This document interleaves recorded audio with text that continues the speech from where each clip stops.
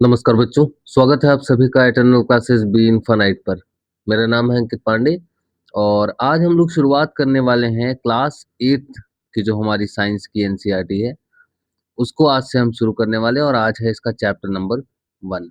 Chapter number 1 का नाम है exploring the investigative world of science. ठीक है? इस चैप्टर का कोई ऐसा कुछ नहीं है कि एग्जाम में आने वाला है ना? ये एक इंट्रोडक्टरी चैप्टर है। हर आपकी जो बुक आपकी चेंज हुई है ना हर बार, जैसे क्लास 6 की चेंज हुई है, क्लास 7 की चेंज हुई है, क्लास 8 की चेंज हुई है, इस बार क्लास 9 की भी चेंज हुई है, समझ आया? तो आपकी जो ये किताबें आई हैं नई वाली एनसीईआरटी जिसको क्यूरियोसिटी के नाम से जाना जाता है, ठीक है? तो क्यूरियोसिटी वाली जो किताब आई है आपकी, इस किताब का पहला जो चैप्टर होता है हर बुक का, है ना? क्लास 6 का हो, 7 का हो, 8 का हो, हर बुक का पहला जो चैप्टर होता है वो इंट्रोडक्टरी चैप्टर होता है और उसमें केवल बुक के बारे में बताया होता है कि इस बुक में आप क्या पढ़ने वाले हैं। समझ में आया? तो ऐसे ही जो ये चैप्टर नंबर 1 है exploring the investigative world of science, class 8 का ये पहला चैप्टर, इसमें भी केवल आपको ये बताया गया है कि आप इस बुक में क्या पढ़ने वाले हैं और किस तरीके से सब कुछ चलने वाला है ना? आगे इस बुक में। तो चलिए शुरुआत करते हैं और जानते हैं कि इस बुक में हमारे लिए क्या स्पेशल होगा। समझ आया? ओके। तो क्यूरियोसिटी की अगर बात करेंगे तो our journey with curiosity into the world of science continue in class 8। है ना? हमने क्लास 6 पढ़ा क्यूरियोसिटी, क्लास 7th में क्यूरियोसिटी की किताब पढ़ी और क्लास 8th में भी ये जर्नी इसी तरीके से स्टार्ट रहने वाली है, मतलब इसी तरीके से चलने वाली है। We hope you bring along the spirit of adventure and exploration that has guided us to so far। मतलब अभी तक आपने जो क्लास 7th में पढ़ा और क्लास 8th में पढ़ा, वो जो स्पिरिट है ना? वो जो सीखने की इच्छा है ना? वो जो एडवेंचर है, वो जो एक्सप्लोरेशन का जो स्पिरिट है कि हम ये चीज़ें एक्सप्लोर करना चाहते हैं, है ना? आपके अंदर जो ये क्यूरियोसिटी है, उसको अभी तक जो आपको गाइडेंस उससे मिलता आया है, उसको आप अपने साथ लेकर आए होंगे। जो अभी तक आपने क्लास 6 में सीखा, क्लास 7th में सीखा, उसको अभी तक अब आगे आप फिर से लेकर आगे भी चलेंगे। समझ आया? तो ये क्लास 6th और क्लास 7th में जो भी आपने सीखा, ये कह रहे हैं कि उम्मीद है उनको कि आप क्लास 8th में फिर से वही चीज़ें लेकर आगे बढ़ेंगे। क्लास 6th में we discovered how science begin with the wonder, है ना? क्लास 6 में हमने सीखा जब आप छोटे बच्चे रहते हैं ना, थोड़े से नादान, तो जब आपको साइंस की बुक थमाई जाती है तो आपको बहुत सारे आश्चर्य होते हैं कि अरे! ऐसा कैसे हो सकता है? और ऐसा हो रहा है तो क्यों हो रहा है? तो इस तरह के जो क्यों और कैसे वाले सवाल थे, है ना? दुनिया में जो भी चीज़ें हो रही हैं, वो हमने क्लास 6 में सीखा था। फिर आते हैं हम क्लास 7th में। क्लास 7th में we learn that science is always evolving, है ना? साइंस कोई रटने वाला फैक्ट नहीं है, समझ आया? ये कोई रटने वाला फैक्ट नहीं है, साइंस एक प्रोसेस है ना? साइंस क्या है? साइंस इज़ अ प्रोसेस और अगर साइंस प्रोसेस है तो ये रुकेगा नहीं, ये चलता रहेगा। ये इवॉल्विंग प्रोसेस है, हमेशा, है ना? और जब भी आप कोई एक्सपेरिमेंट करते हैं ना, उस एक्सपेरिमेंट के बाद हर बार जो आंसर आता है, उस आंसर से आपके लिए नए सवाल बनते हैं। हर बार जो आपके जवाब मिलते हैं क्वेश्चन के, उस हर जवाब से आपको फिर से नए सवाल देखने को मिलते हैं। समझ आया? And how our ideas can slowly change as we explore deeper. और ये कह रहे हैं कि क्लास 7th में ही हमने ये भी सीखा कि किस तरह से जब हम और अंदर और गहराई में किसी चीज़ के बारे में रिसर्च करने जाते हैं, तो हमारे जो आइडियाज़ हैं, है ना? जो हमारी सोच है उस चीज़ के बारे में, वो किस तरीके से धीरे-धीरे बदलने लगती है। जैसे-जैसे आप किसी चीज़ को गहराई में जानने की कोशिश करते हैं, बहुत सारी चीज़ें बदलती हैं, बहुत सारी चीज़ें वो अब केवल और केवल ये साइंस की बात नहीं है ना? अब दुनिया में किसी भी चीज़ के बारे में अगर खुद से जानना चाहेंगे और किसी भी चीज़ को समझना चाहेंगे, तो उसमें आपको एक चीज़ कॉमन मिलेगी। जैसे-जैसे आप उसको अंदर तक ढूँढने की कोशिश करेंगे ना, अंदर तक घुस के जानने की कोशिश करेंगे, आपकी राय बदलती चली जाएगी। बहुत सारी बातें आप उसके बारे में ऐसी जानेंगे जो कि ज़रूरी मतलब ऐसा है कि अभी तक आपको लग नहीं रहा था कि ये ऐसा भी हो सकता है, पर वो ऐसा है ना? पर अब आ गया है हमारा क्लास 8th। तो अब बात करते हैं प्रेज़ेंट की। अब हम क्या करने वाले हैं? We take the next step. अब हम एक नेक्स्ट स्टेप करने वाले हैं। नेक्स्ट स्टेप में क्या है? Entering the investigative world of science. Investigative world of science का मतलब where wonder and evolution come together to form the heart of how science works. Class 6 में हमने वंडर सीखा, क्लास 7th में हमने इवोल्यूशन सीखा, है ना? क्लास 6 में हमने देखा कि साइंस भाई ये क्या हो रहा है, कैसे हो रहा है, ये सब सारी चीज़ें छोटे-छोटे सवाल पूछे। फिर क्लास 7th में हमने देखा कि भैया ये जो सवाल है ना, जो हमारे क्या और कैसे वाले, इनके ऊपर जब काम किया तो हमको पता चला कि साइंस केवल रटना नहीं है, केवल फैक्ट रटने से कि हाँ, ये सवाल ऐसे हो जाता है, ये चीज़ें ऐसे हो जाती हैं, केवल इससे काम नहीं चलेगा। ये एक इवोल्यूशन है ना? ये बदलता रहता है, ये प्रोसेस है पूरा। अब क्या होगा क्लास 8th में, आपका जो वंडर वो व्हाई और हाउ वाले सवाल जो हैं और जो ये इवोल्यूशन है, ये दोनों एक साथ आएँगे और इसके साथ आके ये बनाएँगे कि किस तरीके से साइंस वर्क करता है और इसी से हम छोटे-छोटे एक्सपेरिमेंट करेंगे और जानेंगे कि साइंस किस तरीके से काम करता है और हम केवल और केवल we don't want you to just learn new facts. हम केवल ये नहीं चाहते कि आप नई-नई केवल फैक्ट्स सीखें, है ना? क्योंकि साइंस हमने अभी तक जो पढ़ा है, साइंस केवल रटने का तरीका नहीं है ना? केवल रटना साइंस नहीं है कि आपको पेज मिल गया, आपको फैक्ट मिल गए, आपको डेटा दे दिया, कॉपी बनवा दी, आपने रटना शुरू कर दिया। साइंस इज़ अबाउट लर्निंग, है ना? जब आप सोचते हैं, ठीक है? और जो इन्वेस्टिगेशन होता है, investigation in science means more than just looking at something and asking only simple questions. यही चीज़ मैं कह रहा हूँ कि अगर आपको साइंस पढ़ना है ना, तो आपको इन्वेस्टिगेशन करना पड़ेगा, है ना? आपको पता लगाना पड़ेगा, आपको खोजना पड़ेगा और साइंस में खोजना केवल ये नहीं होता कि आप किसी चीज़ की तरफ अगर बड़े ध्यान से थोड़ा-सा देख लिया और उसके बारे में कोई सिंपल छोटे-छोटे साधारण से सवाल पूछ लिए, नहीं। आपको अब ज़्यादा फ़ोकस्ड क्वेश्चन पूछने होंगे, है ना? एकदम गहराई में जाके उसके कि हाँ भाई ये अगर हो रहा है तो इसका बेसिस कहाँ है? अगर कोई चीज़ हो रहा है, कोई फिनोमेना हो रहा है, तो उसका बेसिस कहाँ है ना? केवल ऐसा नहीं कि आपको ऊपर से कुछ रटा दिया गया कि भैया प्रेशर की वज़ह से ऐसा हो रहा है, फ़ोर्स की वज़ह से ऐसा हो रहा है। नहीं, नहीं, नहीं। ये फ़ोर्स किस तरीके से काम कर रहा है, अब ऐसे कुछ भारी भरकम सवाल आपको पूछने पड़ेंगे क्लास 8th में। And design ways to perhaps do simple experiment, है ना? इसके बाद आपको केवल कुछ सवाल पूछने पड़ेंगे, ये पहला स्टेप। दूसरा स्टेप कुछ तरीके, है ना? कुछ रास्ते निकालने पड़ेंगे, कुछ रास्ते बनाने पड़ेंगे, जिसकी वजह से आप थोड़े बहुत एक्सपेरिमेंट कर सकते हैं, ताकि आपके सवालों के जवाब मिल सकें।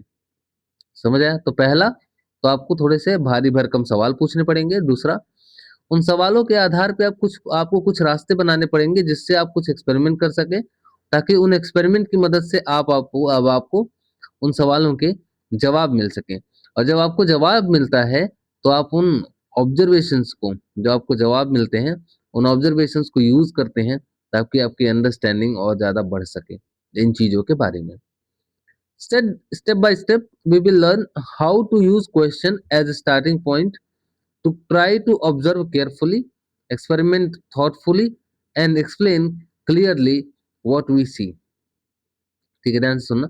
स्टेप बाय स्टेप, है ना? कि चीज़ें ऐसे लगातार एक ही बार में नहीं होंगी, एक के बाद एक होनी है ना? तो पहले पहला स्टेप, फिर दूसरा स्टेप, फिर तीसरा स्टेप, धीरे-धीरे करके हम आगे बढ़ेंगे, है ना?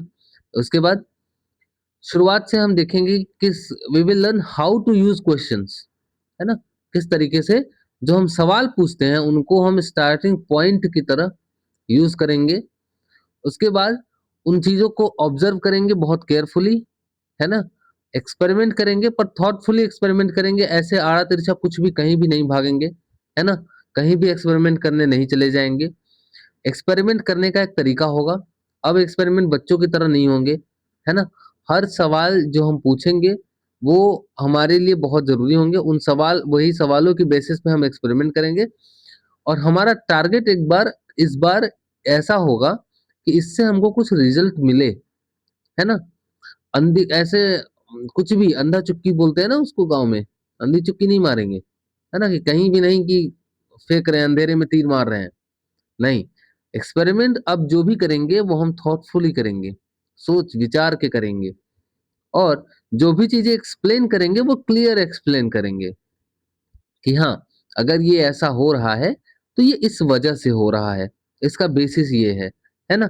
अगर ये ऐसा नहीं होता तो ये होता। इन डूइंग सो, ऐसा करने पर, each of you want just be learners but also the investigators. ऐसा करने पर आप केवल और केवल लर्नर नहीं रहेंगे, केवल और केवल वो विद्यार्थी नहीं रहेंगे जो सीखने वाला है, बल्कि एक साइंटिस्ट रहेंगे जो कि इन्वेस्टिगेट करता है, एक यंग साइंटिस्ट, है ना। एक यंग साइंटिस्ट की तरह काम करेंगे जो कि एक्सप्लोर कर रहा है जो रियल वर्ल्ड पजल्स हैं उनको, है ना। पजल सॉल्विंग इसी को तो कहते हैं। छोटे छोटे सवाल पूछते हैं, है ना, फिर हम एक्सपेरिमेंट करते हैं धीरे धीरे, कुछ चीजें हमारे पास नहीं सही बैठती हैं, फिर हम उनको वहां से हटाते हैं, फिर नई जगह लगाते हैं। तो इस बार भी ऐसा ही करना है, और इस प्रोसेस में आप केवल लर्नर नहीं रहेंगे, आप इन्वेस्टिगेटर्स भी रहेंगे। तो यंग साइंटिस्ट की तरह आप काम करने वाले हैं, याद रखिएगा। अभी से आपको साइंटिस्ट बनने का मौका मिल रहा है, नए नए सवाल पूछने का मौका मिल रहा है। तो इन सवालों का फायदा उठाइए और अपने सवाल जो है वो, अगर अब भी आपके मन में सवाल है तो मैंने शुरू में ही कहा था कि भैया अपने सवाल जो है वो कमेंट बॉक्स में जरूर डाला करिए। दिस में रेंजेस फ्रॉम एवरीडे लाइफ। अब ये पजल्स क्या हो सकते हैं जो हमने कहा पजल सॉल्व करने के लिए, तो वो हमारे जो दैनिक जीवन है ना, जो हमारा दिन भर का काम है, उसमें से कुछ भी हो सकता है। जैसे जैसे why does dough rise to bigger mysteries of the earth and beyond like the world of getting warmer. अब ध्यान से सुनना। Why does dough rise, dough rise का मतलब सोचते हो? डफ मतलब होता है कि गुथा हुआ आटा, है ना। अब इस आटे को जब ऐसे गोल बना के तुम कढ़ाई में डालते हो, तो ये आटा जो है वो फूल के ऐसा कुछ पूरी जैसा हो जाता है, ठीक है। तो जब ये पूरी बनती है तो ऐसा क्यों होता है? अब इस छोटे से सवाल से हमारी कहानी शुरू होने वाली है। आज मैं तुमको पूरी तलना सिखा के रहूंगा। तो इस छोटे से सवाल से हमारी कहानी शुरू होगी, अर्थ पे मौजूद बड़ी बड़ी मिस्ट्रीज को सॉल्व करते हुए आगे की तरफ बढ़ेगी, है ना। और एकदम लास्ट में हम बहुत सारी चीजें और पढ़ेंगे, और जिसमें हम पता करेंगे कि जो ये दुनिया है धीरे धीरे गर्म क्यों हो रही है। यानी कि आपने पढ़ा होगा ग्लोबल वार्मिंग, आपने पढ़ा होगा क्लाइमेट चेंज, है ना। तो ये क्लाइमेट चेंज वगैरह क्यों हो रहा है, इसके बारे में भी आपको ये जानकारी पूरी इस बुक में, इस चैप्टर में, इस आगे की जो किताब है क्लास 8 की एनसीईआरटी, इसमें मिलने वाली है। और सुनो, as you turn each page of this book, we hope you notice the interesting design of your page number once again. ध्यान से सुनना, जब आप किताबों के पन्ने पलटेंगे ना आपकी एनसीईआरटी में, तो आपको नीचे, जैसे आप पेज नंबर 2 ये देखेंगे और पेज नंबर 3 पे ये देखेंगे, नीचे और ऊपर कहीं पे आपको ये कॉर्नर में दिखेगा। तो on the left hand pages, अगर आपके लेफ्ट हैंड पेज है, आपके हाथ बाएं हाथ की तरफ जो पेज है, उसमें बॉटम में नीचे देखेंगे तो you will find the image of a root. ऐसा ये इमेज आपको देखने को मिलेगी। अब ये क्या है? ये सिंबलाइज करती है deep solid foundation of knowledge that keeps us connected in our to our environment, traditions and our culture and natural resource heritage. ये क्या कर रहा है? ये कह रहा है कि ये रूट है ना। ये रूट किसका है? ये रूट है नॉलेज का, ठीक है। ये रूट किसका है? ये रूट है नॉलेज का। ये रूट नॉलेज का है, और वो नॉलेज जो है वो कनेक्ट है हमारे किससे? एनवायरनमेंट से, ठीक है। कनेक्टेड टू आवर एनवायरनमेंट, जो हमारे आसपास का पर्यावरण है उससे जो है वो जुड़ा हुआ है ना। हमको जोड़े रखता है ट्रेडिशंस के साथ, कल्चरल के साथ, और नेचुरल हेरिटेज के साथ, ठीक है। हमारे जो एनवायरनमेंट के साथ भी हमको जोड़ के रखता है, हमारे ट्रेडिशंस के साथ भी हमको जोड़ के रखा है, जो हमारी परंपराएं हैं, जो हमारी संस्कृति है, और जो हमारे नेचुरल हेरिटेज है, जो प्रकृति की जो हमारे पास जो संपदा है उसके साथ भी जोड़ के हमको रखती है। तो ये नेचर जो है हमारे पास एक नेचर को इम्प्लाई नॉलेज को सिंबलाइज करता हुआ ये रूट हमको पेज में मिलेगा। राइट साइड में पेजेस में आपको टॉप कॉर्नर में है ना, राइट साइड में टॉप कॉर्नर में एकदम ऊपर की तरफ अगर आप देखेंगे तो आपको एक पतंग दिखेगी, है ना, जो कि आकाश में एकदम तहलका मचाते हुए उड़ रही है। ये क्या करती है, ये रिमाइंड करा रही है कि क्यूरियोसिटी जो है ना, curiosity must take flight if we are to explore the unknown, है ना। इसका मतलब कह रहे हैं कि अगर हमको कुछ चीजें ढूंढनी है, अगर वो चीजें ढूंढनी है जो हम नहीं जानते हैं, तो उसके लिए सबसे जरूरी जो चीज है वो है क्यूरियोसिटी, जानने की इच्छा होना, है ना। आपको जबरदस्ती कोई चीजें सिखा नहीं सकता। हाँ, ये जरूर है कि आपको टीचर मार मार के रटा सकता है ना, कि आप क्लास में आया टीचर मार रहा है, वह याद करके सुनाओ मुझे, है ना। ये याद तो करा सकता है कि चलो 2-4 दिन में मार पीट के, कितना ही गधे थोड़ी हो तुम, मार खाते हुए खाते खाते थक जाओगे तो याद करोगे ही, है ना। लेकिन अगर आपको सही में उसको जानना है कि ये प्रोसेस हो क्यों रहा है, तो आप क्यूरियोसिटी आपके अंदर होनी चाहिए। तो अगर क्यूरियोसिटी नहीं है तो ये पतंग का कोई फायदा नहीं है ना। तो ये पतंग जो है, ये पतंग है क्यूरियोसिटी को डिफाइन कर रही है ना। ये क्यूरियोसिटी को सिंबलाइज कर रही है, क्यूरियोसिटी को दिखा रही है कि अगर आपको चीजें सीखनी है, अगर आपको एक्सप्लोर करना है वो चीजें जो इस दुनिया में आपके बस के बाहर है ना, या आपकी जानने के लिए अभी तक आप उसके बारे में नहीं जानते हैं, तो उसके लिए सबसे जरूरी जो चीज है वो है क्यूरियोसिटी। तो ये जो रूट है ये नॉलेज को रिप्रेजेंट कर रहा है, और ये जो पतंग है ये क्यूरियोसिटी को रिप्रेजेंट कर रही है। और ध्यान से सुनना दोनों चीजें, together these two symbols, root and kite, invite you to stay grounded in real observations। अब ध्यान से सुनना, जब भी आप नए चीजों को ढूंढने जा रहे हो ना, ये रूट को भी अगर आप देखोगे तो ये नीचे की तरफ जमीन में हमेशा रहते हैं, और ये पतंग को भी देखोगे तो ये किसी ना किसी ऐसे धागे से नीचे जमीन जमीन की। तो ये कह रहे हैं कि जब भी आप ऐसे हवा में उड़ो ना, ये जब भी नॉलेज की कितनी भी गहराई में जाओ, है ना, तो जमीन के साथ जुड़ना आपका बहुत जरूरी है ना। कभी ऐसा मत करना कि पता चला हवा में बहते बहते कहीं भी चले गए, है ना, ये पतंग उड़ते उड़ते कहीं भी चली जाए, छोड़ दिया इसको पकड़। जो कटी हुई पतंग होती है ना बच्चे, उसका कोई ठिकाना नहीं होता, उसका कोई कंट्रोल नहीं होता, वो कहीं भी जाती है ना। और उस कहीं भी का कोई रिजल्ट नहीं निकलता। समझ में आ रहा है। इसलिए बहुत जरूरी है कि जब आप ये एक्सपेरिमेंट करें, जब आप ये साइंस पढ़ें, है ना, एक्सपेरिमेंट करें जब ये साइंस पढ़ें, तो आपको ये भी देखना होगा कि आप ये एक्सपेरिमेंट यूं ही ऐसे अंधेरे में तीर चलाने जैसा नहीं कर रहे हैं, है ना। आपको जमीन के साथ अपने जुड़ना होगा, आपको रुकना होगा, थोड़ा सा बेस आपको बनाना होगा, आपको पढ़ना होगा, ठीक है, आपको उसके बारे में सीखना होगा। ऐसे कहीं भी आप नहीं जा सकते।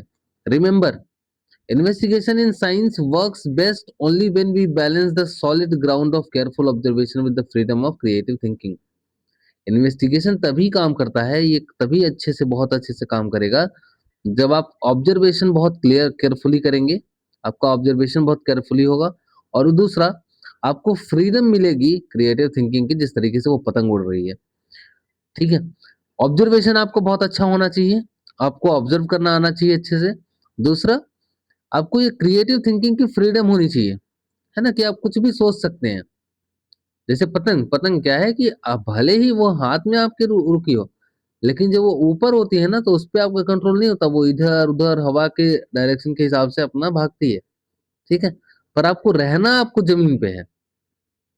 You will also notice some patterns in the lines at the bottom of the page. There are some hidden scientific thoughts in these as well, but don't worry. They are mainly to make the pages a little less boring. है ना? Let us now take a brief look at the various stops in our journey this year. अब उसके बाद क्या करने वाले हैं कि हम देखने वाले हैं कि क्या-क्या हम धीरे-धीरे इस किताब में पढ़ने वाले हैं। And see where our curiosity, supported by strong roots and lifted by soaring ideas, might take us। फिर कह रहे हैं कि देखते हैं कि अब जो इस साल हम पढ़ने वाले हैं, उसमें देखते हैं कि हमारी जो क्यूरियोसिटी है, ये हमको कहाँ तक लेके जाएगी, ठीक है। This year our investigative adventure will take us on a journey from the tiny microbes. शुरुआत कहाँ से होगी? माइक्रो ऑर्गेनिज्म से शुरुआत होगी, मतलब जो छोटे-छोटे जीव हैं, है ना? बैक्टीरिया, फंगाई, प्रोटोजोआ इन सब से शुरुआत होगी, जिनको हम देख नहीं सकते, है ना? और उसके बाद हम चलेंगे ऐसी जगहों पर जो कि हमारे प्लैनेट से रिलेटेड हैं, मतलब पूरे अर्थ से। तो टाइनी स्कोप यानी कि माइक्रोस ऑर्गेनिजम्स।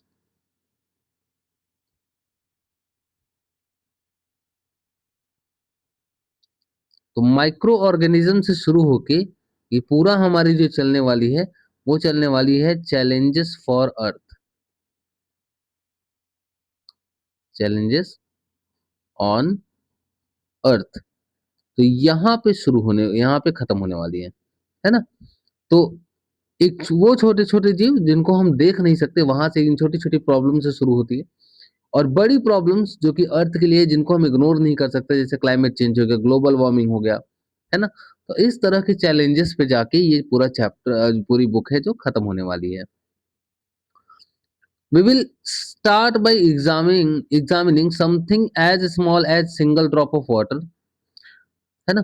छोटी जो बूंद है पानी की, उसको ऑब्जर्व करते हुए ये जर्नी हमारी स्टार्ट होने वाली है। And uncover hidden world of tiny organism, यानी कि जो माइक्रो ऑर्गेनिज्म का जो संसार है ना? छोटे-छोटे जो सूक्ष्म जीव हैं, उनका जो संसार है, उनसे हमारी जो जर्नी है वो शुरू होने वाली है। Unseen but deeply linked to us, ठीक है? ये हमको दिखाई भले ना दे हों, लेकिन बहुत ज़्यादा ये हमसे जुड़े हुए हैं। Some of these are invisible helpers, ध्यान से सुना। इनमें से कुछ जो हैं, वो अदृश्य सहायक की तरह काम करते हैं। अदृश्य सहायक का मतलब हम हमारे लिए दिखते नहीं हैं, अदृश्य हैं, पर वो हमारी सहायता करते हैं, है ना? जैसे हमारे डाइजेशन में हेल्प करते हैं, है ना? मेडिसिन्स को बनाने में काम आते हैं। लेकिन कुछ ऐसे भी हैं जो हार्मफुल हैं, जिनकी वजह से इन्फेक्शंस होता है, बीमार भी पड़ते हैं हम। तो कुछ हेल्पर्स हैं और कुछ हमारे पास हार्मफुल्स हैं, ठीक है? तो दोनों को ध्यान में रखना है कि दोनों के बारे में हमको पढ़ना है। तो माइक्रो ऑर्गेनिज्म की 2 प्रजाति आपको पढ़नी है। एक वो जो कभी-कभी आपको फ़ायदा पहुँचाते हैं, एक वो जो आपको हमेशा नुकसान पहुँचाते हैं। But what does our body need to stay healthy? फिर आगे का सवाल पूछते हैं कि ये बताइए कि हमारा जो ये शरीर है, इसको स्वस्थ रहने के लिए क्या चाहिए? How do we fight these infections? जब ये हार्मफुल जो और माइक्रो ऑर्गेनिज्म है, ये हमारे अंदर जब इन्फेक्शन फैलाएंगे, तो इनसे लड़ेंगे कैसे हम? We will find out how nutritious food, exercise, medicine and vaccines help us to stay healthy and find extension. फिर हमको पता चलेगा कि जो ये न्यूट्रिशन से भरा हुआ खाना होता है, एक बैलेंस जो डाइट होता है, protein, carbohydrate, fat, vitamins, minerals, इससे जो भरपूर एकदम खाना होता है, जो एक्सरसाइज होती है, जो मेडिसिन्स होते हैं, जो वैक्सीन्स होते हैं, ये हमारी मदद करते हैं ताकि हम हेल्दी रह सकें और इन इन्फेक्शंस से लड़ सकें। बट दैट्स जस्ट बिगिनिंग, पर ये केवल शुरुआत है। In today's world science does play a major role in improving our lives. इसके बाद कह रहे हैं कि अब ये बस शुरुआत है, साइंस जो है वो अब बहुत बड़ी बड़ी भूमिकाएं निभाता है हमारी लाइफ को आगे बढ़ाने में, हमारी लाइफ की क्वालिटी को इम्प्रूव करने में। जैसे जैसे हम अब इलेक्ट्रिक करंट का यूज करते हैं और कई सारे तरीकों से यूज करते हैं, जिससे हमारी लाइफ बहुत आसान हो गई है, खाना बनाने में, नहाने में, है ना? उसके बाद हवा में, है ना? एसी, कूलर, फ्रीज, ये सब सारी चीज़ें, बहुत सारी चीज़ें जो है हम इलेक्ट्रिक करंट से इस्तेमाल करते हैं, जिसकी वजह से हमारी लाइफ जो है वो ईज़ी होने वाली है। We depend on heating effect of electric current to keep us warm, है ना? हीटर जो होता है, magnetic effect of electric current जो है उसकी वजह से मोटर्स चलते हैं, और पंखे वगैरह जितनी भी चीज़ें हैं, इंजन्स वगैरह, वो सब मोटर की हेल्प से ही चलती हैं। एंड मशीन्स फंक्शंस, जितनी भी मशीनें हैं वो काम करती हैं मोटर की वजह से। These phenomena depend on the fundamental forces, ठीक है? ये भी देखना। फंडामेंटल फोर्सेस मतलब फंडामेंटल जो भी फोर्सेस हैं, जैसे कि ग्रेविटेशन हो गया, फ्रिक्शन हो गया, तो ये फंडामेंटल जो भी फोर्सेस हैं, इनकी वजह से सारी चीजें होती हैं। टॉर्क हो गया। So after watching electricity to do work, अब इलेक्ट्रिसिटी के बाद we move on to study these forces themselves. तो इस इलेक्ट्रिसिटी, ध्यान से सुना, माइक्रो ऑर्गेनिज्म से शुरू किया, फिर फूड वगैरह पे आए, है ना? फूड वगैरह के बाद अब हम लोग इलेक्ट्रिक करंट के बारे में पढ़ा। इलेक्ट्रिसिटी के बाद अब हम लोग फोर्सेस के बारे में पढ़ेंगे। Starting with those that make object speed up, slow down और चेंज डायरेक्शन, है ना। फोर्स अभी भी याद रखना, फोर्स की डेफिनेशन होती है, फोर्स एक ऐसी क्वांटिटी होती है जिसकी वजह से किसी भी ऑब्जेक्ट की स्पीड चेंज हो जाती है ना। दोनों कुछ चीजें याद रखना, उसका शेप हो जाता है चेंज, उसका हो जाता है साइज चेंज, उसका हो जाता है डायरेक्शन चेंज, ठीक है, उसकी पोजीशन। तो ये सब सारी चीजें जो हैं फोर्स की वजह से चेंज होती हैं। तो इन्हीं सब चीजों के बारे में हम पढ़ने वाले हैं कि किस तरीके से फोर्स जो है वो शेप में चेंज करता है, साइज में चेंज करता है, डायरेक्शन में चेंज करता है, वो कौन कौन से फोर्सेस होते हैं, टाइप्स पढ़ते हैं, है ना। तो इन सब चीजों के बारे में, फोर्सेस के बारे में हम पढ़ने वाले हैं। Understanding forces help explain why a ball thrown up in the air falls back to the ground और why car stop when brakes are applied. तो ध्यान से सुनना। पहला जो एग्जांपल है, बॉल ऊपर फेंकी जाती है और वो ऊपर फेंके जाने के बाद नीचे क्यों आती है, तो that is the example of gravitation force, है ना, ग्रेविटेशन के लिए। दूसरा, why a car stops when the brakes are applied, तो ये ब्रेक्स जो है वो फ्रिक्शन के लिए है। तो ग्रेविटेशनल फोर्स, फ्रिक्शन फोर्स, ये सब सारी चीजें हम इस पूरी बुक में पढ़ने वाले हैं आगे के चैप्टर्स में। This also leads us to idea of pressure. इसके बाद फोर्स के बाद देखोगे तो प्रेशर तुमको मिलेगा, है ना। What is pressure? How the force is distributed an object, है ना। एक फोर्स है, किस तरीके से फोर्स जो है किसी बॉडी के ऊपर काम कर रही है, तो उसको हम बोलेंगे प्रेशर। इस ऑब्जेक्ट के ऊपर किस तरीके से हर जगह पे फोर्स काम कर रहा है उसको बोलेंगे pressure. The same concept of force and pressure also decide how air moves, ठीक है। फिर कहते हैं कि इसी फोर्स और प्रेशर को कंबाइन कर दो, है ना। तो इसी फोर्स और प्रेशर के कॉम्बिनेशन से इनको पढ़ने के बाद हमको पता चलेगा, ये हमको हेल्प करेंगे ये पता करने में कि किस तरीके से हवा चलती है, किस तरीके से प्रेशर में एक हल्का सा जो डिफरेंस होता है उसकी वजह से ठंडी जो जेंटल ब्रीज चलती है, जो आपको एकदम सुनहरी एक अच्छी हवा जो चलती है ना, हल्की फुल्की सी एकदम अच्छी वाली हवा, वो जो दिखने को मिलती है।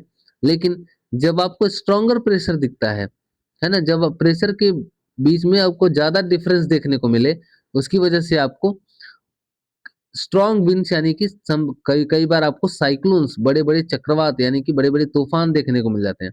तो अगर प्रेशर का डिफरेंस कम होगा तो आपको जेंटल ब्रीज यानी कि एक अच्छी खासी हवा देखने को मिलेगी, जो ठंडी, जो हल्की फुल्की, जो अच्छी लगती है, वो वाली हवा देखने को मिलेगी, ब्रीज बोलते हैं उसको।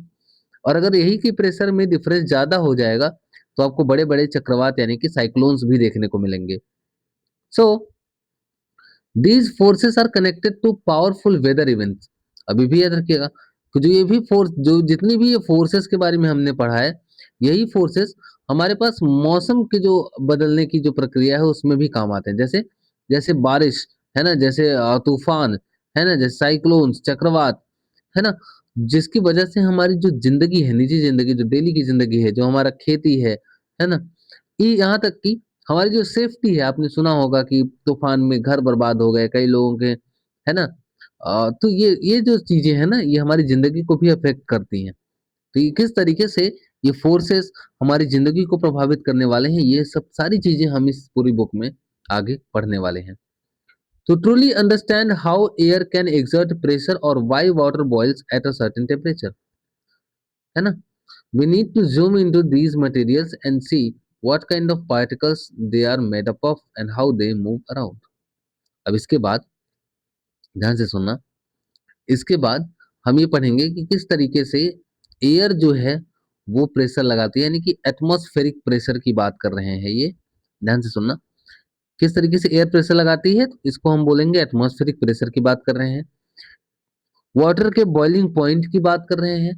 फिर ये बात कर रहे हैं कि थोड़ा सा इनको पार्टिकल्स को, इनके पार्टिकल्स के बारे में पढ़ेंगे, यानी कि एटम्स, है ना, एटम्स की बात कर रहे हैं, तो इनके बारे में भी हम पढ़ेंगे। Everything around us is made up of tiny materials, जिनको हम एटम बोलते हैं। In materials that are solid these particles can not move much while in gases they are free to move freely. ठीक है, तो ये आगे आप धीरे धीरे पढ़ने लगेंगे कि सॉलिड में जो होता है, एटम्स बहुत क्लोजली पैक्ड होते हैं, इसीलिए ज्यादातर सॉलिड आपको हार्ड देखने को मिलेंगे, जबकि गैसेस जो है वो हवा में यूं ही उड़ती फिरेंगी, क्योंकि उनके बीच में जो एटम्स होते हैं वो दूर दूर होते हैं, पार्टिकल्स जो होते हैं वो दूर होते हैं। Classifying things around us is an important feature of science. We can also classify materials around into the elements, है ना। अब हम क्या करेंगे, क्लासिफाई करेंगे। क्लासिफाई का मतलब क्या होता है, उनको हम अलग अलग पार्ट्स में बांटेंगे। उनकी कुछ खास खासियत जो होंगी, उनकी कुछ खास जो चीजें होंगी, उनके जो खास गुण होंगे, उनके हिसाब से, उनके खास क्वालिटीज के हिसाब से उनको हम अलग अलग पार्ट में डिवाइड करेंगे। जैसे जैसे प्योर सब्सटेंसेस में एलिमेंट्स होंगे, कंपाउंड्स के बारे में पढ़ेंगे हम आगे, मिक्सचर्स के बारे में पढ़ेंगे हम आगे, है ना। तो इन सब चीजों के बारे में हम आगे इस किताब में पढ़ने वाले हैं। फिलहाल ये इंट्रोडक्शन है, तो इंट्रोडक्शन में केवल आप जान लो कि किन के बारे में आप पढ़ने वाले हो। Once we know how particles combine और mix, we can then understand solution, है ना। एक बार अगर हम समझ गए कि किस तरीके से चीजों को जोड़ सकते हैं या मिला सकते हैं, तो उसी मिलावट की चीजों से हम पढ़ेंगे सॉल्यूशंस के बारे में, है ना। जैसे जैसे जो है किस तरीके से शुगर जो है वो मिलाई जाती है ना, जो चीनी है वो चाय में मिलाई जाती है और उसको हम मीठा बनाते हैं, चाय जो है वो मीठी बनती है, ठीक है। तो इस तरीके से हम अलग अलग सॉल्यूशंस के बारे में भी आगे पढ़ने वाले हैं। अब सुनो, पार्टिकल्स और मिक्सचर्स, इनके जो हमने स्टडी की अभी, उससे हम आगे बढ़ेंगे और पहुंचेंगे कहाँ, लाइट के बारे में पढ़ने पहुंचेंगे, है ना। लाइट के बारे में क्या पढ़ेंगे कि किस तरीके से लाइट रेज जो होती हैं वो रिफ्लेक्ट करती हैं, है ना। कहाँ कहाँ पे, फ्लैट मिरर्स और कर्व मिरर, ये भी याद रखना, इसके बारे में भी हम पढ़ने वाले हैं बहुत बहुत डिटेल में।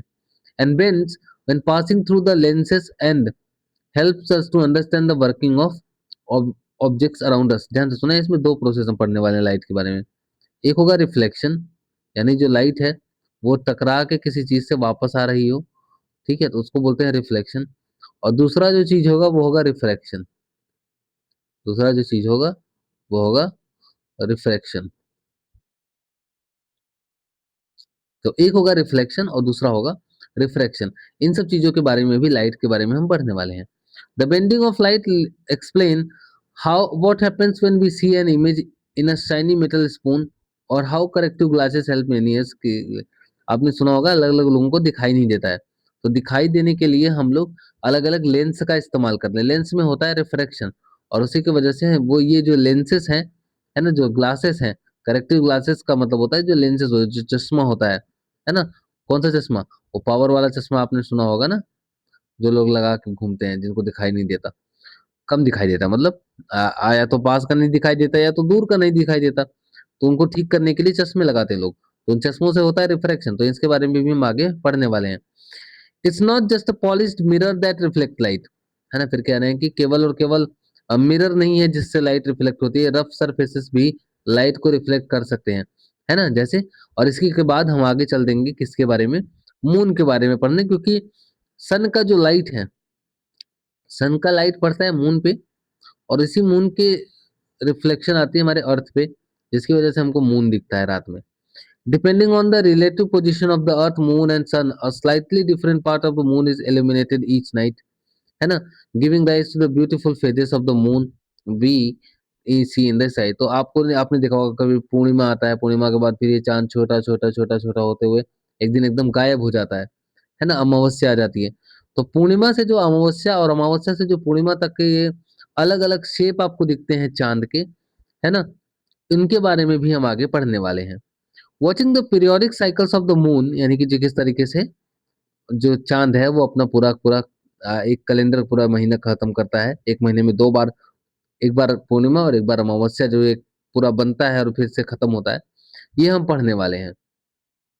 By combining careful observation of sunrises, sunsets, lunar cycles, various calendars come into being.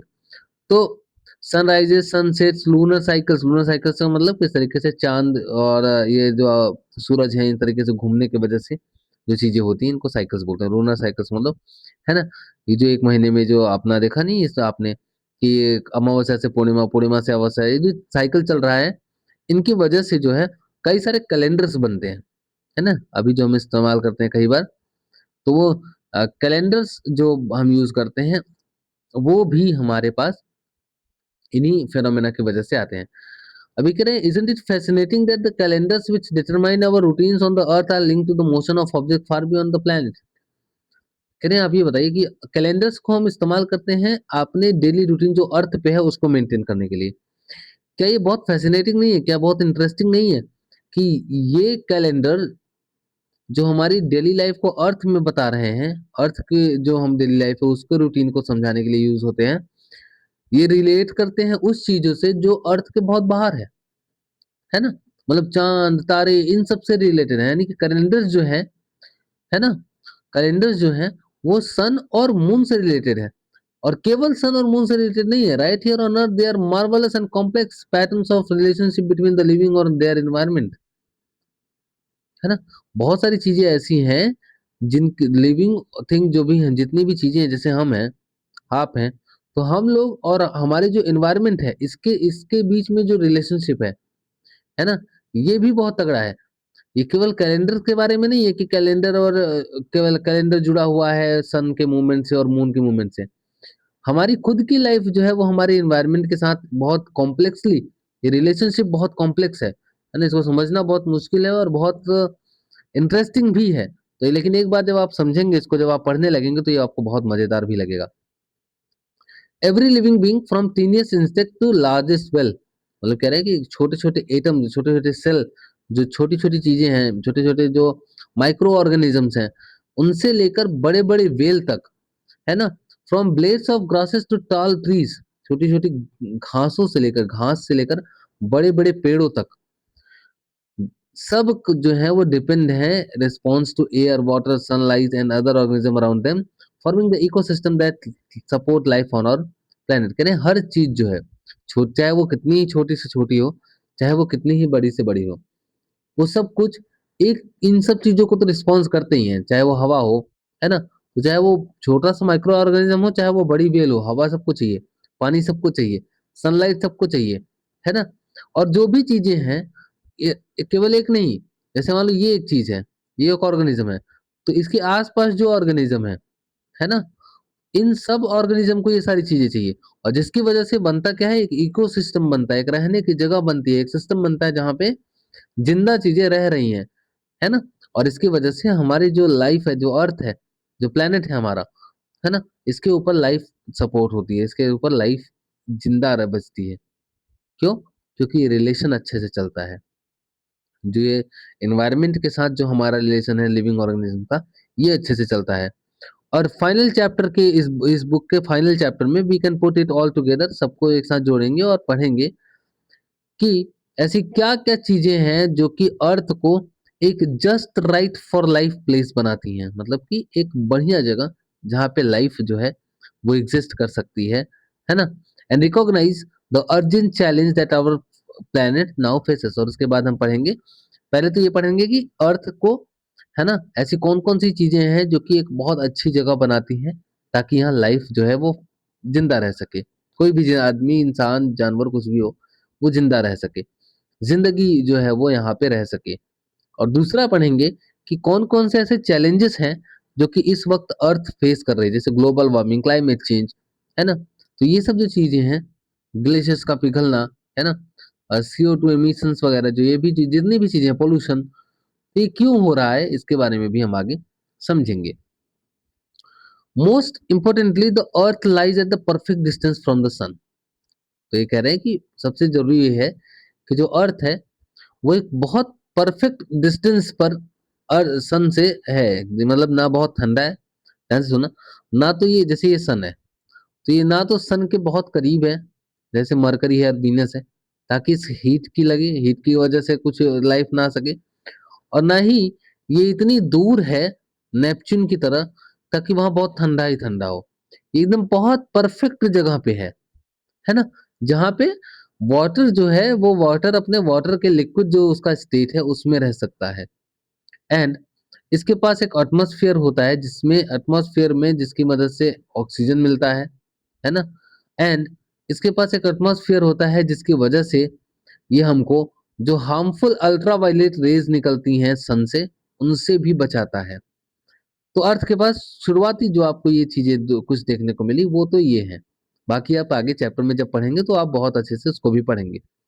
But human activities जो हैं, इन ह्यूमन एक्टिविटीज की वजह से जो अर्थ का टेम्परेचर है उसके में थोड़ा सा चेंज आया है। अब जब अर्थ के टेम्परेचर में चेंज आया जिसकी वजह से क्लाइमेट का जो पैटर्न है ना, जो मौसम का जो पैटर्न है वो भी बदला। और उस मौसम के पैटर्न से हमको अलग-अलग कॉन्सिक्वेंसेस, कई बार डेंजरस कॉन्सिक्वेंसेस, है ना? कॉन्सिक्वेंसेस मतलब परिणाम, है ना? कई बार खतरनाक परिणाम देखने को मिलते हैं क्योंकि टेम्परेचर की चेंज की वजह से। जैसे जैसे अब आप देखते होंगे कि जो टेम्परेचर है वो 50 डिग्री सेल्सियस से ऊपर भाग जाता है ना? जो हिमालय है वहाँ पे बर्फ पिघल रही है। तो ये जो है जिसकी वजह से, बर्फ पिघलने की वजह से जो समुद्र है उसका लेवल बढ़ रहा है और आसपास की जो समुद्र के आसपास के एरियाज हैं वो डूब रहे हैं। तो ये जो कुछ चीजें हैं जिनकी वजह से जो ह्यूमन एक्टिविटीज है ना? ये दोनों चीजों का जिम्मेदार कौन है? इन दोनों चीजों का जिम्मेदार हम हैं। तो ध्यान से सुनना, at the heart of the both problem and possible solution, दोनों का, चाहे वो प्रॉब्लम हो चाहे वो सॉल्यूशन ढूंढना हो, दोनों की जिम्मेदारी हमारे ऊपर है। कि प्रॉब्लम भी हमने ही फैलाई है, ये क्रिएट सब कुछ हमने ही किया है, ये जो गड़बड़ की है ये भी हमने ही किया है, और इसका सॉल्यूशन जो देगा वो भी हम ही है। We are the ones influencing earth climate, है ना? अर्थ क्लाइमेट को जो इन्फ्लुएंस कर रहा है वो हम ही है। But we are also the ones who can and must use science to understand these changes and guide our actions. ठीक है? भले ही हम वो हैं जो इस अर्थ के क्लाइमेट को चेंज कर रहे हैं, लेकिन वो प्राणी भी हम ही हैं जो इस अर्थ को रहने लायक बना सकते हैं। जैसे, क्योंकि हमारे अंदर बुद्धि है, हमने साइंस पढ़नी है, तो हम ये साइंस पढ़ेंगे और इन साइंस से सीखेंगे कि ये जो चैलेंजेस आ रहे हैं हमारे सामने, इन चैलेंजेस को, ये क्लाइमेट चेंज जो हो रहा है, ये ग्लोबल वार्मिंग जो हो रही है, इससे किस तरह से निपटा जाए, है ना? इसे किस तरह से ठीक किया जाए।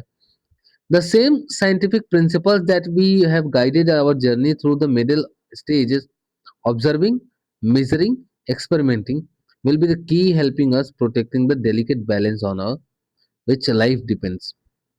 ये जो हमारे पास जो छोटा सा, ये जो नाजुक, जो बहुत नाजुक जो धागा है ना, जिसके ऊपर लाइफ जो है वो टिकी हुई है, ये इन्हीं साइंटिफिक प्रिंसिपल्स के थ्रू चलने वाली है। जैसे हम ऑब्जर्व करेंगे, है ना? फिर मेजर करेंगे और उसके बाद एक्सपेरिमेंट करेंगे। तो केयरफुल ऑब्जर्वेशन, सवाल पूछेंगे, फिर ऑब्जर्व करेंगे चीजों को, है ना? मेजर करेंगे किस तरीके से ये चीजें चलने वाली हैं, पहले क्या था अब कैसा है ना? और उसके बाद एक्सपेरिमेंट करेंगे ताकि ये चीजें जो है वो ठीक तरीके से चल पाए। The challenges ahead won't always be easy, मतलब जो कह रहे हैं कि जो आगे आने वाले चैलेंजेस है वो हमेशा आसान नहीं होंगे। We hope some of you will try to solve this difficult problem with curiosity as your guide, है ना?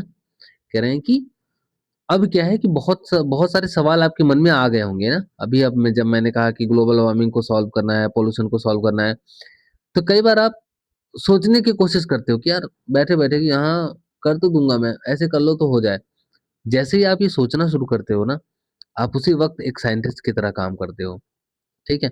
जिस तरह से आप सवाल पूछना शुरू करते हो और आप सोचते हो कि ऐसा कर देंगे तो ये हो जाएगा, तो उसी वक़्त आप साइंटिस्ट बन जाते हो, एक यंग साइंटिस्ट जो कि एक्सप्लोर करने के लिए तैयार है। जिसकी क्यूरियोसिटी उसको लीड करने के लिए तैयार है कि चलो बच्चे, क्यूरियोसिटी अब तुमको गाइड करेगी और तुम चलो एक्सपेरिमेंट करो और बनो एक scientist. To help you think like a scientist, है ना? Let's us back to the question we asked in the first page. कह रहे हैं कि अब आपको साइंटिस्ट की तरह सोचने के लिए मैं आपको फिर से वापस फर्स्ट पेज पे जो हमने सवाल पूछा था वहीं पे ले जाता हूँ। फर्स्ट पेज पे सवाल क्या पूछा था? मैंने शुरू में ही कहा था, आज मैं आपको पूड़ी बनाना सिखाऊंगा। तो ये कह रहे हैं कि ऐसा क्यों होता है कि जब आप पूड़ी खाते हैं ना ऐसे फूला हुआ, तो पूड़ी का ये वाला साइड थोड़ा सा हार्ड होता है और दूसरा वाला साइड जो होता है वो सॉफ्ट होता है। तो कह रहे हैं एक पूड़ी का एक साइड जो होता है वो थिन क्यों होता है? Firstly, remember that science is everywhere, है ना? तो ये सवाल जो है, अब जब आप ये पूछे कि साइंस में ये पूरी तलने वाला सवाल कहाँ से आ गया, तो इसके लिए इन्होंने पहले ही एक डिस्क्लेमर दे दिया कि भैया याद रखो कि साइंस जो है वो हर जगह है। तुमको हमेशा एक फैंसी लेबोरेटरी और वो व्हाइट केमिकल जो लेबोरेटरी कोट जो होता है व्हाइट कलर का, आपने केमिस्ट को देखा होगा एक चश्मा लगा के केमिकल डालते हुए, हमेशा वैसी लेबोरेटरी की जरूरत नहीं होती है एक्सपेरिमेंट करने के लिए। हमारा जो किचन है ना, वो किचन भी एक लेबोरेटरी की तरह काम कर सकता है। All you need to start with curiosity, जो तुमको सबसे ज्यादा जो जरूरत है ना, वो है क्यूरियोसिटी के साथ स्टार्ट करने की।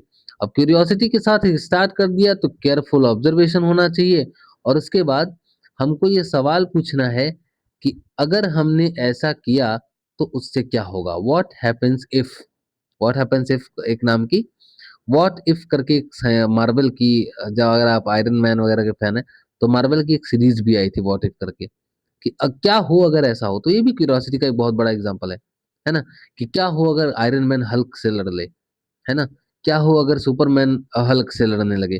तो ये सब जो चीजें हैं, है ना, ये सब जो चीजें हैं, बाय द वे मुझको पता है कि सुपरमैन वो है डीसी का कैरेक्टर है, ठीक है, तुम ज्यादा शाणपति नहीं है।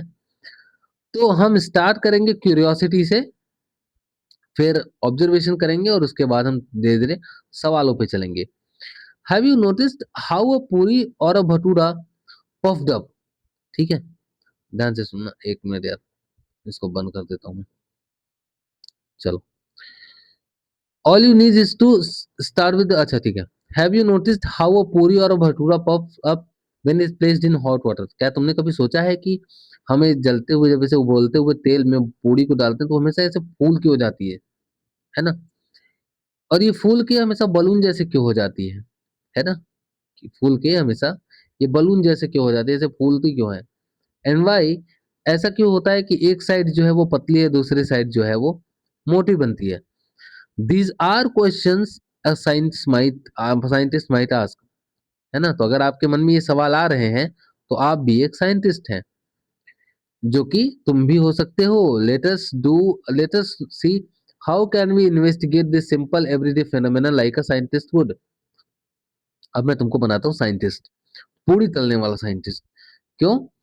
कि अगर एक साइंटिस्ट सवाल पूछेगा कि ये पूरी एक तरफ पतली क्यों है, एक तरफ मोटी क्यों है, ऐसा क्यों होता है कि तेल में डालने पर फूल जाती है, तो एक साइंटिस्ट किस तरीके से काम करने का, ये अब मैं तुमको सिखाने वाला हूँ। ठीक है, तो ये लोग बताने शुरू करते हैं तुमको। फर्स्ट, पहले क्या करना है, we will try to ask a simple question, scientific question. ठीक है, हम क्या करेंगे, शुरुआत में एक पहले क्वेश्चन से स्टार्ट करेंगे। बेसिस पहला पॉइंट जो है वो हम क्वेश्चन से स्टार्ट करेंगे, जैसे what are the different things that may change the way puri pops up when fried? To answer this we may want to see simple experiment, है ना। कह रहे हैं कि ऐसी क्या क्या चीजें हैं जो कि बदल सकती हैं जब ये पूरी फूलती है ना, या फ्राई होती है। समझा? यानी जब ये पूरी तेल में डालने पर जब ये फ्राई होती है तो उसके बाद ये पूरी जो फूलती है तो उसमें क्या क्या ऐसी चीजें हैं जो बदल सकती हैं। फॉर दैट, वो हम एक्सपेरिमेंट करेंगे and we find out two main things. हम क्या करेंगे कि हम दो चीजों को पता करने का प्रयास करेंगे। पहला, है ना, एक्सपेरिमेंट करने के लिए हम दो चीजों को पता करने का प्रयास करेंगे। पहला, what all we can change और control when we do the experiment. ठीक है, तो एक्सपेरिमेंट करने का पहला रूल, है ना, जब भी एक्सपेरिमेंट करेंगे तो आप पहली चीज जो देखेंगे वो ये देखेंगे कि ऐसी कौन कौन सी चीजें हैं जिनको आप चेंज कर सकते हैं या फिर कंट्रोल कर सकते हैं एक्सपेरिमेंट के दौरान। यानी कि ये बात कर रहे हैं वेरिएबल्स की, है ना, ये क्या कर रहे हैं, ये बात कर रहे हैं वेरिएबल्स की। ठीक है, अब वेरिएबल्स की जैसे, ध्यान से सुनना, अभी बताता हूं मैं। दूसरी जो चीज कर सकते हैं कि what all can we observe to see if these changes made any difference। पहली चीज तो हम चेक करेंगे कि ऐसी कौन कौन सी चीजें हैं जिनको हम चेंज किए कर सकते हैं या कंट्रोल कर सकते हैं एक्सपेरिमेंट करते हुए। दूसरा, अब एक्सपेरिमेंट हमने किया और कुछ चीजों को चेंज किया, तो जब चीजों को चेंज किया तो फिर हमको ये भी चाहिए कि ऐसी कौन कौन सी चीजें हैं जिनको हम ऑब्जर्व करेंगे, जिससे ये पता चले कि हाँ, जो हमने चेंज किया उससे हमको कुछ फायदा हुआ, कुछ अलग चीजें दिखाई दी, कुछ डिफरेंस दिखाई दिया। तो पहला तो ये कि हमको ये पता होना चाहिए कि किन चीजों के ऊपर हमको कंट्रोल रखना है। दूसरा, हम क्या देखेंगे कि हमको पता चले कि हाँ, चेंज हुआ है कुछ। In this case we can perhaps think of changing the thickness and size of rolled of, है ना। इस केस में हम पहली जो चीज जो चेंज और कंट्रोल कर सकते हैं वो ये है कि हम थिकनेस को मेंटेन कर सकते हैं पूरी के, है ना, जो हमारी पूरी आई है उसके थिकनेस को देख सकते हैं, साइज को देख सकते हैं, है ना। We could also try use different types of food, आटा यूज कर सकते हैं, मैदा यूज कर सकते हैं, कि देखने के लिए कि ऐसा क्यों होता है कि एक साइड पतली है दूसरी साइड मोटी है। इसके लिए जो सबसे पहला एक काम करेंगे तो हम जो चेंज कर सकते हैं, कंट्रोल कर सकते हैं, वो यही है, थिकनेस, साइज या फिर आटे का टाइप, ये चीज नहीं कर सकते। इसके अलावा हम जब फ्राई करने लगेंगे पूड़ी को, तो फिर अगली जो चीज है जो हम चेंज कर सकते हैं या कंट्रोल कर सकते हैं, वो है हमारा टेम्परेचर, है ना, कि हम गैस कम कर सकते हैं और गैस को तेज कर सकते हैं, ये सब हम सारी चीजें कर सकते हैं। हम पूरी को अलग तरीके से छोड़ सकते हैं, है ना, या तो हम सीधा उसको वर्टिकली यानी कि 90 डिग्री पर ऐसे खड़े हुए, ऐसे कढ़ाई है, ऐसे खड़े हुए छोड़ दें, या फिर हम उसको ऐसे स्लाइड करते हुए छोड़ें, है ना। तो ये कई सारे तरीके हैं जो कि हम इसमें कंट्रोल कर सकते हैं। तो ये हमारे कुछ तरीके हैं जिनको हम चेंज या कंट्रोल कर सकते हैं। ऐसे हमको वेरिएबल्स के ऊपर ध्यान देना होगा। जब हम कोई भी एक्सपेरिमेंट करें, तो हमको ये पता होना चाहिए कि कौन-कौन सी ऐसी चीजें हैं जिनको हम कंट्रोल कर सकते हैं या चेंज कर सकते हैं। However, to make sense of the changes, अब हमको हमने एक्सपेरिमेंट कर दिया, अब हमको ये कैसे पता चलेगा कि भाई चेंज हुआ है, कुछ कुछ बदला है ना। We also need to think of what can observe और मेजर, हम ये भी पता चलना चाहिए ना कि हमको देखना क्या है ना। Some of them have just yes no answers, कुछ हमारे पास एस यस नो के जवाब में आएंगे, क्या वाकई में चेंज हुआ है, तो हमारा जवाब है यस, हाँ या ना, है ना। कुछ हमको नंबर्स में हमको दिखेगा कि कितना चेंज हुआ है, तो इतना चेंज हुआ है। जैसे maybe we can start by checking whether the puri puffs off, है ना, क्या 90 डिग्री पर डालने पर या स्लाइड करके डालने पर तेल में क्या पूरी फूली, तो जवाब आएगा यस या फिर नो, है ना, इन्हीं दो में से आएगा। ठीक है। इसके अलावा हम ये भी पता कर सकते हैं कि कितनी देर लगा पूड़ी को फूलने में, तो कुछ सेकंड्स लगेंगे ऐसे अंदर तेल के डालने में, फूलने में। तो गैस अगर कम होगी, मान लो कि टेम्परेचर कम होगा, तो उसको ज्यादा टाइम लगेगा, टेम्परेचर ज्यादा होगा तो कम टाइम लगेगा। तो ये टाइम जो है, और ये जो एस नो वाले क्वेश्चन है, इनके ऊपर हमको ज्यादा फोकस करना है। ठीक है। तो दो चीजें, पहला वेरिएबल्स के ऊपर फोकस करना है जब भी कोई एक्सपेरिमेंट करना है, कि क्या हम चेंज कर सकते हैं। दूसरा, जो ये चेंज हुआ उसको देखने के लिए भी हमको चेंज का ऑब्जर्व करना है कि क्या चेंज हुआ है, इसके लिए हम क्या सवाल पूछ सकते हैं। We can change whether a thick layer of dough still gives a thin side of puri, है ना, मतलब ये कह रहे हैं कि क्या अब भी ऐसा है कि एक थिक लेयर जो है, एक मोटी लेयर परत जो है, उससे भी यही हो रहा है कि एक साइड जो है वो पतली खुल रही है। Further, while doing such experiment, it is better to change only one thing at a time while keeping the other condition same। याद रखना एक चीज, कि जब भी एक्सपेरिमेंट करना ना, ठीक है, ये तीसरा इंपॉर्टेंट पॉइंट। पहला इंपॉर्टेंट पॉइंट कि हमको वेरिएबल्स पे कंट्रोल रखना है ना, हमको ये देखना है कि क्या चीजें हम कंट्रोल कर सकते हैं जब हम एक्सपेरिमेंट करेंगे। दूसरा, कि कौन कौन सी ऐसी चीजें हैं जिनको हमको देखने से पता चलेगा कि हाँ वाकई में जो हमने चेंज किया है वो हमको दिख रहा है ना, और ऐसी कौन कौन सी चीजें हैं जिनसे देखने से पता चलेगा। और जो तीसरा है, वो इम्पोर्टेंट पॉइंट ये है कि जब भी एक्सपेरिमेंट करो और जब भी कोई चीज चेंज करो, तो कोशिश करो कि चेंज हमेशा एक चीज करो, बाकी चीजों को सेम रखने दो, है ना। जैसे अगर तुम पूरी बना रहे हो, तो पूरी में एक टाइम पे एक काम करो, पहले चेंज में या तो तुम आटा थोड़ा मोटा बना लो, है ना, और बाकी चीजों को सेम रहने दो। अगर उससे कुछ फायदा नहीं हो रहा है, तो एक काम करो, आटे को वैसा ही रहने दो, बाकी चीजों को सेम रहने दो, बस टेम्परेचर को चेंज करो। ठीक है, बढ़ाओ घटाओ। अगर इससे भी नहीं फर्क पड़ रहा है, तो चेक करो कि, है ना, तो फिर चेक करो कि आटे की क्वालिटी चेंज कर दो, आटा की जगह मैदा ले लो, फिर देखो। तो एक चीज एक बार में करनी है, ये भी याद रखना कि एक्सपेरिमेंट जो है वो हमको एक बार में करनी है, हर बार अलग अलग चीजें नहीं करनी है। For example, if you wanted to see the effect of boiling water hot and not very hot oil, we would use circles to duff the same thickness and drop them into the same way। ठीक है। अगर हमको देखना है कि जो हमको देखना है कि बॉइलिंग वाटर का क्या इफेक्ट होता है, मतलब बॉइलिंग मतलब ऑयल जो होता है, ऑयल का क्या इफेक्ट होता है पूरी पे, तो हम क्या करेंगे, ऑयल के इफेक्ट को देखने के लिए हम जो थिकनेस है उसको सेम रखेंगे, और केवल टेम्परेचर को उसी, मतलब उसको सेम वे में डालेंगे। बस मैंने आपको कहा ना कि टेम्परेचर आगे पीछे करो। ठीक है, उसी तरीके से आप आटे मैदे ये सब कुछ यूज कर सकते हो, और बाकी टेम्परेचर को मेंटेन कर सकते हो, है ना। तो एक बार में एक चीज करनी है, या तो टेम्परेचर बढ़ा लो, बाकी चीजों को सेम रहने दो, या तो आटे को बदल लो, बाकी चीजों को सेम रहने दो, या आटा वही रहने दो, पूड़ी को पतला मोटा कर लो, बाकी चीजों को सेम रहने दो। तो एक बार में एक चीज करनी है, जब भी एक्सपेरिमेंट करो ये तीन चीजों का ध्यान रखना। पहले क्या हम चीजें कंट्रोल कर सकते हैं एक्सपेरिमेंट में? कौन कौन सी ऐसी चीजें हैं?